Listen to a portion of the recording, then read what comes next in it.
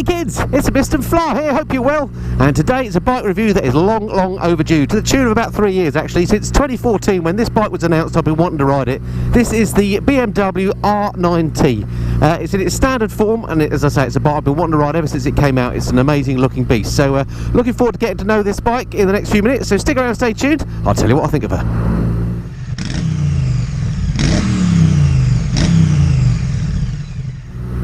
Okay, now when I say I've not ridden an R9T before, that's slightly stretching the truth, because I haven't ridden the original bike, which is what this is, even though this is a 2017 version of it. I mean for want of a better term, the plain R9T, the standard bike, if you can call such a lovely machine standard and plain. What I have ridden is some of the variants. So I've ridden the Scrambler, I've ridden the R9T Racer, and most recently I've ridden the Urban GS version of the bike, which I absolutely loved. I didn't like the Scrambler very much. I thought that was spoilt by the knobbly tyres it had at the time. And the R9T Racer I also absolutely loved, despite its bizarre riding position. So really interested to see how the, in quotes, standard bike stacks up. Now this particular machine, as I say, is a 2017 model. And so it has had one or two improvements since it was first launched, but it's basically still the same bike. It's got the old air-cooled, and again old in quotes, air-cooled Boxer twin, and it's just got much more character than the Boxer twin that I'm most used to, of course, the one in my GS, which is the newer water-cooled version. This one puts out a little bit less power, but it's got absolutely bags of character. It's great for a bike of this type. The R9T, of course, being one of those retro style bikes, which are very much back in vogue at the moment, aren't they?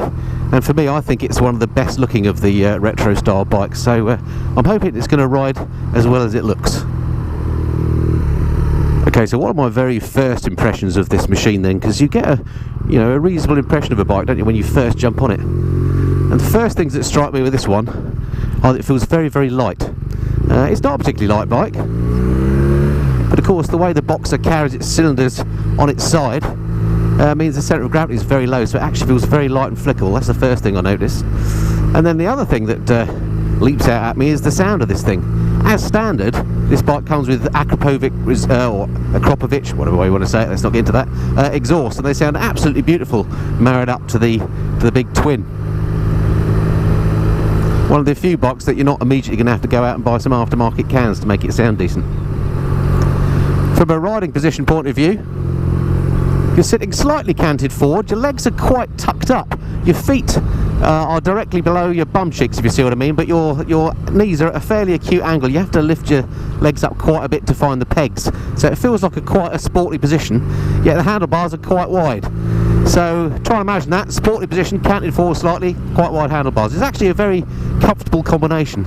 It's sort of a combo of feeling sporty but at the same time comfortable. Having said that, the seat is quite small, and I imagine after an hour or two on that you might start to get a bit of a sore backside, but that's probably something that can be easily remedied. Mirrors work pretty well. These are standard BMW mirrors. They look very familiar to me. These are exactly the same as the ones on my GS, and again on the wide handlebars you can see plenty of stuff behind you, so absolutely no problem as far as visibility behind is concerned.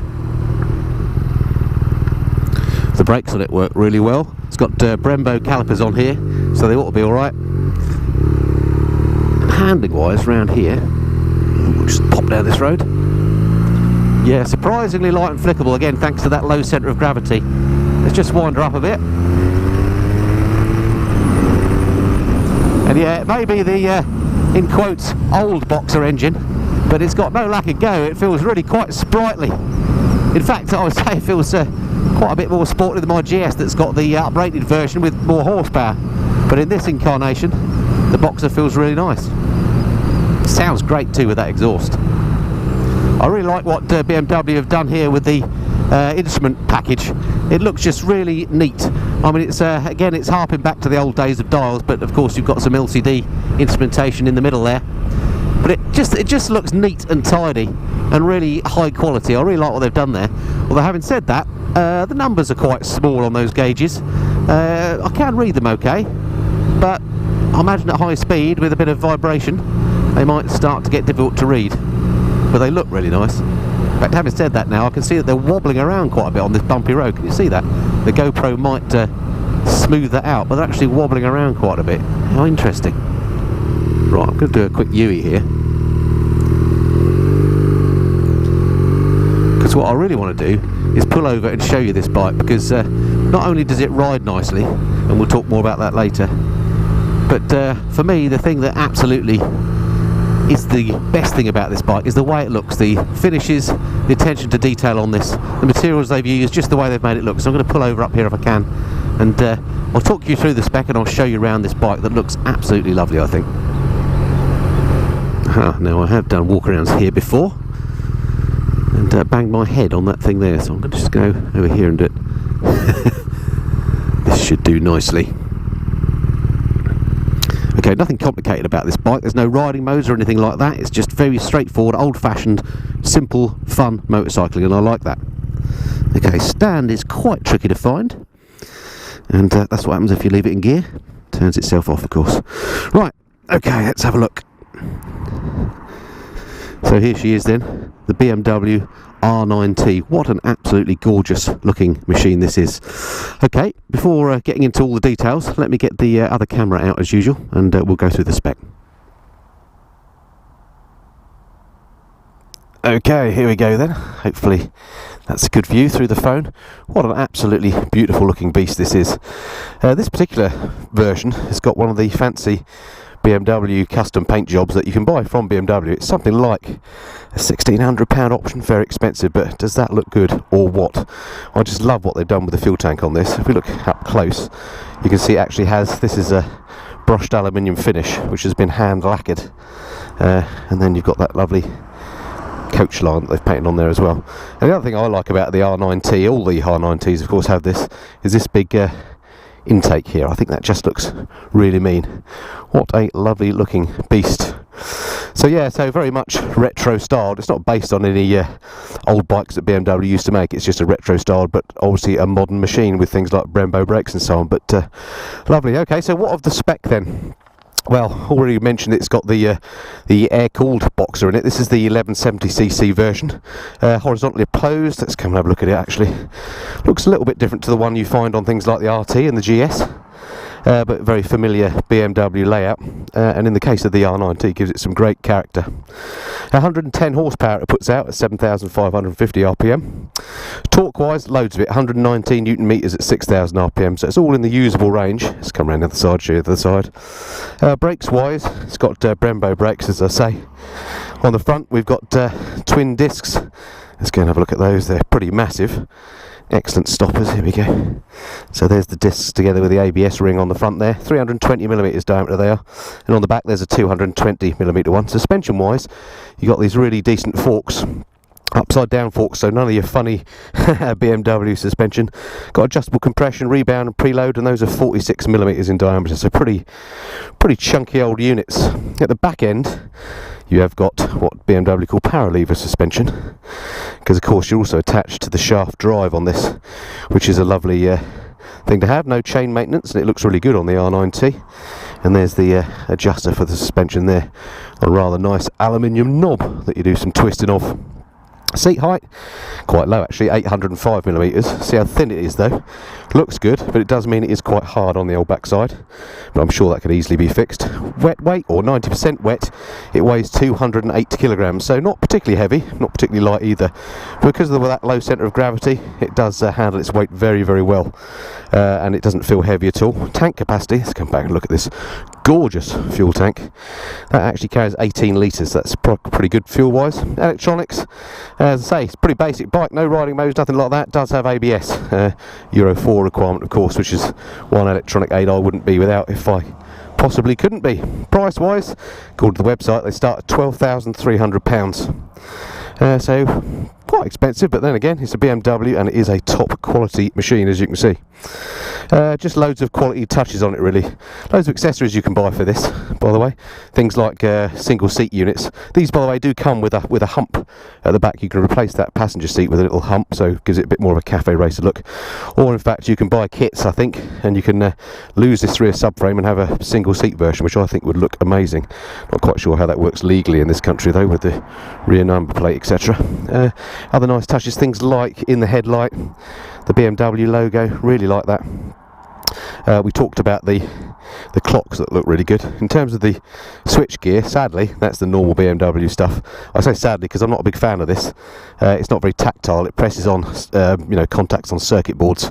Just doesn't feel good. Works all right, but you know, not great. But I love what they've done with those dials. They just look really nice, don't they? Fantastic. Alrighty, there we go. So I guess this really, its main competitor would be something like the Triumph Thruxton. The Thruxton R, the top of the line one, they've done a similar thing as Triumph in that they've just made it a quality machine with top quality, oh, there's a car trying to get by me, with top quality componentry. Thank you.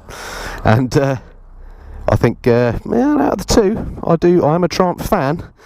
But I have to say, so far, I'm thinking this is the one I'd go for if I had 12 grand burning a hole in my pocket. Alright, enough chat. Let's get back on the bike and ride some more. Alrighty, let's have to off that old side stand. Get this show back on the road. I love the way the dials do that sweepy thing. All bikes do that, but there we go. And a nice bit of rock and roll from the Boxer as you start her up. Right, how are we looking? All clear?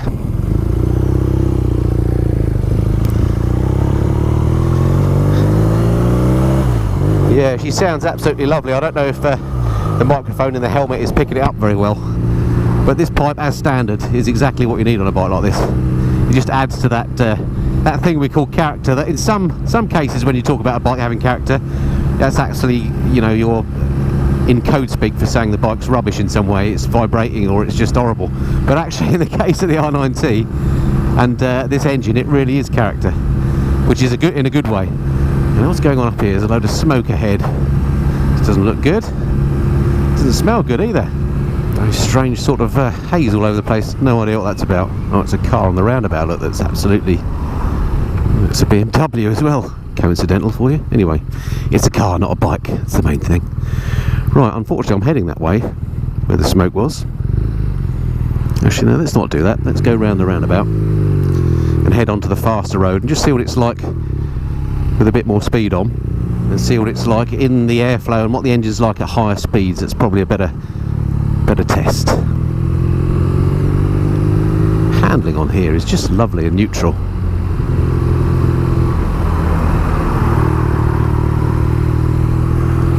The tyres feel nice and grippy as well. It really feels, you know, with these bikes where you're properly connected to the road, you can feel what the wheels are doing. I like that. But whilst I am a fan of electronic riding aids, I also appreciate the more, you know, back to basics approach.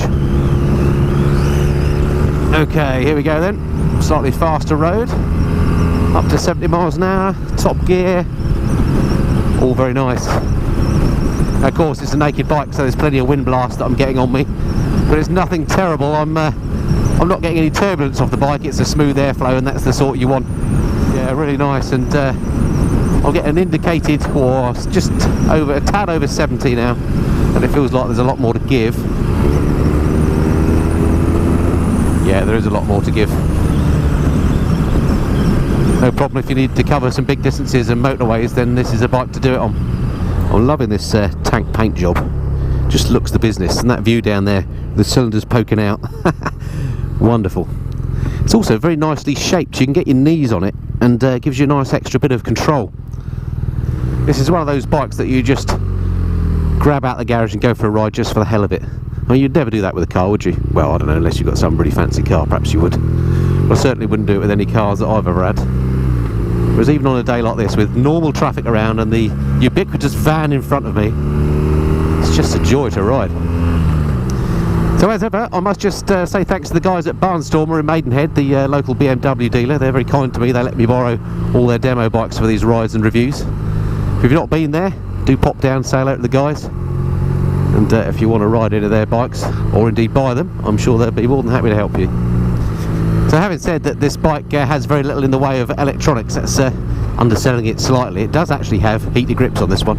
Not sure if that's an option. I expect it probably is, but certainly one of the options I would tick if I were getting one of these. I'm a huge heated grips fan. But also it's got the this button here on the left handlebar that says trip and info. If you hit the trip at the top one, it cycles through the various things that are available on this LCD screen, and if you hit the info one, it cycles through the things that are available here on the right hand LCD screen. So it's saying I'm getting 47 miles per gallon at the moment, which seems pretty good to me. If I just cycle through those, the sorts of things you got is there we go, that's the sort of average speed, the voltage of the battery, time and date, that sort of thing. And then on the other one, if I cycle through those, we've got again a couple of trip counters, engine temperature, which is quite nice to have, clock, very handy to have, odo, and a couple of trip counters, and that's it there. So unfortunately what this hasn't got, even though I like the looks of this, what this hasn't got, and what so many bikes don't have still, I don't know why they do it, is no fuel gauge. I'm sure somewhere there'll be a little light that comes on if I run lower fuel, but not putting a fuel gauge on a bike this day and age is just rubbish. I don't know why they don't do that. Bikes like this with all this torque are just great for lazily riding along. You can be really lazy with your gear changes as well, because they just pull away pretty much in any gear and don't complain. They're brilliant. I must say, one of the things I'm not so keen on this bike are the way that these dials bounce around. They appear to be on some sort of rubber mounts that you can move them around, and presumably it's so they don't get shocked, but it does mean if you're on anything but the smoothest of roads, they do wriggle around quite a lot, which is just a bit annoying, frankly. Alright, better turn around and head back, otherwise I'll be too far away. But yeah, very, very nice bike indeed. Handles really nicely, looks fantastic. I'm just trying to weigh up in my mind, if I had the money and was in the market for one of these retro style machines, whether I go for this or my current favourite retro style bike, the Triumph T120. Is if you watched any of my videos before, you may know I'm a big Triumph fan, and I love the T120. And I guess this is probably more up against things like the Thruxton R, but both are very similar bikes, and Triumph have done a similar thing with those, in that they've made them a very high quality experience, just like BMW has done with a lovely choice of materials. There's no plastic on here, it's all metal brushed aluminium. It's done really nicely. Having said that, those dials appear to be plastic, I think. I need to touch those with my bare hands to know. But yeah, really nice job BMW have done with this. So when I first rode the first R9T that I rode, which was the Scrambler, which had the first generation of knobbly tyres on it, it kind of put me off the whole Scrambler thing. I was really looking forward to riding the Scrambler, and that kind of put me off, as I say, the whole R9T genre, I should say, the whole family. But now, having ridden the Urban GS and now again with this, I've fallen back in love with the R9T. Really, really nice bike. And back to that point about would I go for one of these or one of the Triumphs, I don't really know. It'd be really, really difficult. I'd have to ride them back to back. I'm tempted to say I'd go for the BMW. It somehow feels a bit more, I don't know, it feels a bit more grown up. It feels, I mean, this sounds ridiculous, but it feels a bit more like a man's bike, you know what I mean? The T120 and the Thruxton feel a little bit top heavy, and you have to muscle them around a bit, which is okay if you're touring and things, but this actually feels a lot lighter and more agile, yet at the same time looks a lot more of like a muscle bike. I love this this profile. This tank is just massive compared to the little neat thin one you get on the Thruxton, for example, and the way the cylinders point out in the air there, it just looks to me brilliant. Yeah, I really like it. There's not much not to like about this bike. Sounds good, comfy, makes you feel good. What more do you need in a bike? You could also use this very much as an all-rounder. You know, if you're only going to buy one bike, I'm lucky enough to have a few for different purposes, but if you've only got the space or money for one bike, this would do it all. You could ride to work on this, and you could use it at weekends for fun as well, and look good in the process of doing so. I can tell I'm definitely turning into a boring old git, because I'm finding more and more these days that bikes like this appeal to me more than the higher powered bikes that you can get. You can just ride along lazy like this, having a really nice time, and you're not getting your driving licence or indeed your bones or any part of your body into any sort of trouble. You're less likely to ride this like a hooligan and have some terrible accident, but they're just as much fun. Entirely sure which way to go. Let's go down here. Handling on this really is lovely. It's like carving around on a pair of skis, and the suspension is just set in that what I call the Goldilocks zone. Not too hard, not too soft, just feels nice on the handling, but it's not too tough on the backside. So there we are. That's pretty much it for my first impressions review of the standard or vanilla. It seems to be underselling it to say that, because there's nothing standard or vanilla about this bike. It's lovely. Anyway, that is the standard R9T. Long overdue review. It's been out, as I say, since I think 2014 they released it, and I should have ridden it long ago in its standard form, because it really is a lovely bike. Really enjoyed riding it, and I'm kind of back in love with this style of bike. It's comfortable, it's got bags of power, it looks absolutely fantastic. I think they've done a great job with the quality of the build. Really nice bike. If you're in the market for one of these things, do go and check out the R9T. Really nice bit of kit. This one actually is the X-Demo one. It's for sale at the moment. If you're interested in one with this paint job for less money than it cost you to get it, then get down to Bahnstormers quick. By the time you see this video, it's no doubt be sold, so don't build your hopes up on that one. Okay, that's pretty much it for now. If this is the first time you've seen one of my videos, I hope you've enjoyed it and it's been of some interest to you. And if you would consider subscribing, that would be absolutely fantastic. That way you can make sure and get notifications when my videos are posted. I try and post videos every Monday, Wednesday and Friday. And not only do I do bike reviews, but I also do things like how-tos, trips and tours, things like that. So it'd be great to have you along if you're not already subscribed. Okay, until next time, this has been the Mr. Flyer. Cheerio.